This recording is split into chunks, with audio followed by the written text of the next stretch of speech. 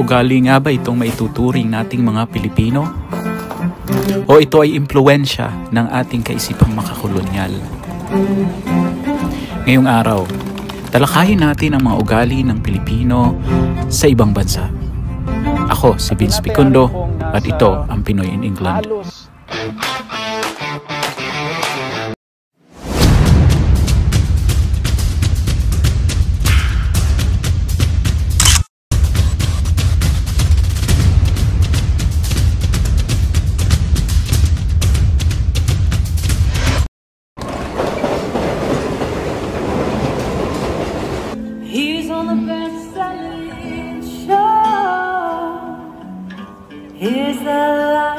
Sa iba't ibang panig ng mundo, makikita ang Pilipino.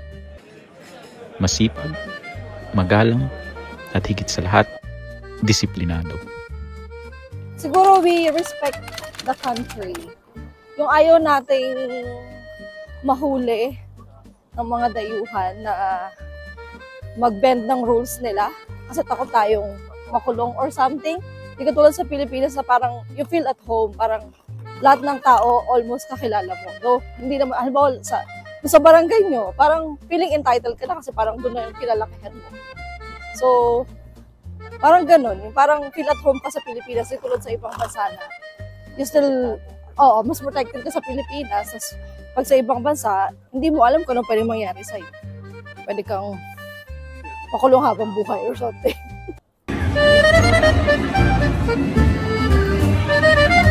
Sa tingin ko, mas disiplinado ang mga Pinoy sa abroad simply because it's a survival. Survival dahil kailangan mong matutong magluto, matutong maglaba, maglinis, at mag-budget ng pera. Kasi at the end of the day, alam mo na hindi naman permanente ang situation mo sa isang bansa. Halimbawa ako, yung nagtrabaho ko sa Bahrain, alam kong hindi siya permanente. So, you survive, you want to make sure na merong kang mapapadala sa pamilya mo sa Pilipinas.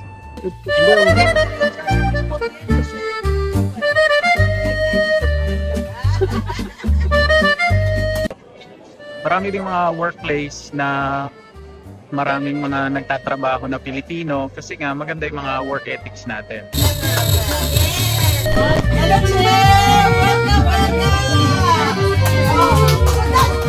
Ngunit may tanong tayong madalas nating naririnig. Hindi man sa lahat ng pagkakataon, ngunit bakit tila mas disiplinado ang mga Pilipino kapag nasa ibang bansa?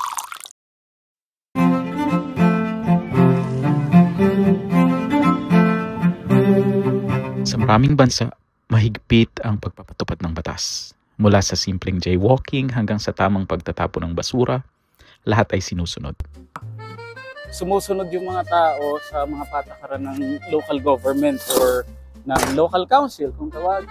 Pinaghihiwa-hiwalay pa nga yung mga basura eh. Sa ibang mga lugar, mas marami silang segregation. So, depende sa lugar. So, siguro pinasanayan na ng mga tao na sumunod sa batas. Hindi naman talaga ganun kahigpit ang implementation. Pero dahil ang mga tao ay nasanay na sumusunod, so siguro naging kaugalian na dito talaga na susunod. Parang kakaiba kapag hindi ka sumunod dito. May mga bibihira na sumusuway sa batas. Pero katulad nga ng sinasabi natin, mangilan-ngilan lang. Kasi talagang fully implemented dito ang mga batas. Ang council ang nag-i-implement ng mga local na pulisiya para sa disiplina ng mamamayan.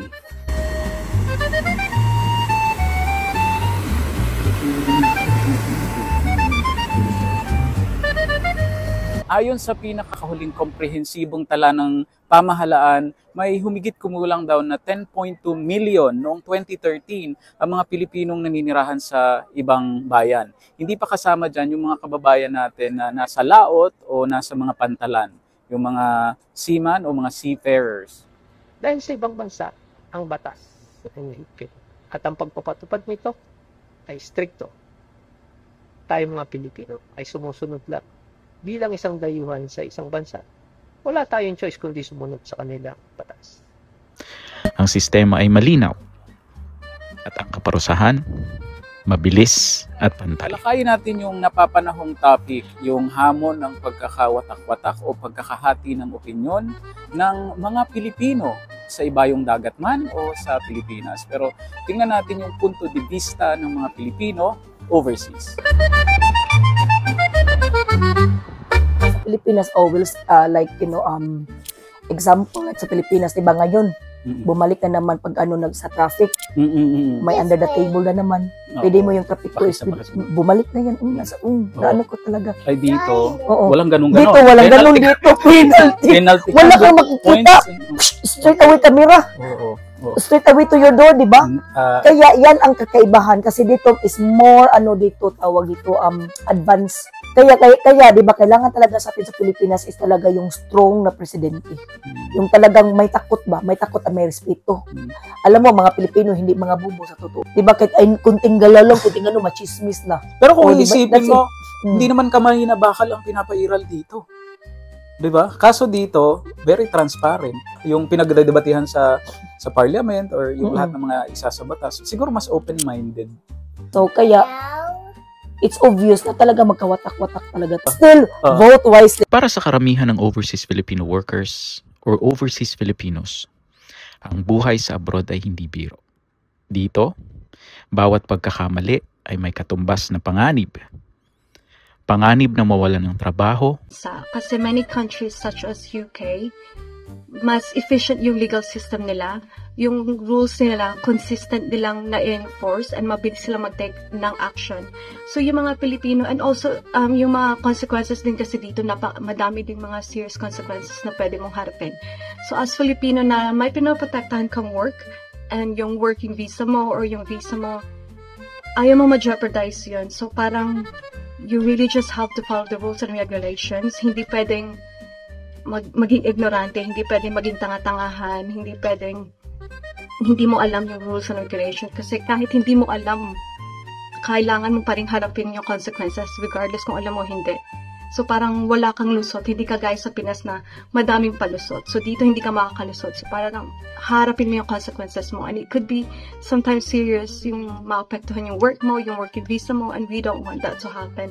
We just don't want that trouble. So parang minimake sure natin na disiplinado tayo dito and we're always careful kasi madami tayong pinoprotektahan. Ang mga Pilipino kilala sa pakikisama at paggalang sa ibang bansa na ipapakita ito sa pamamagitan ng pagsunod sa patakaran ng lipunan na kanilang ginagalawan.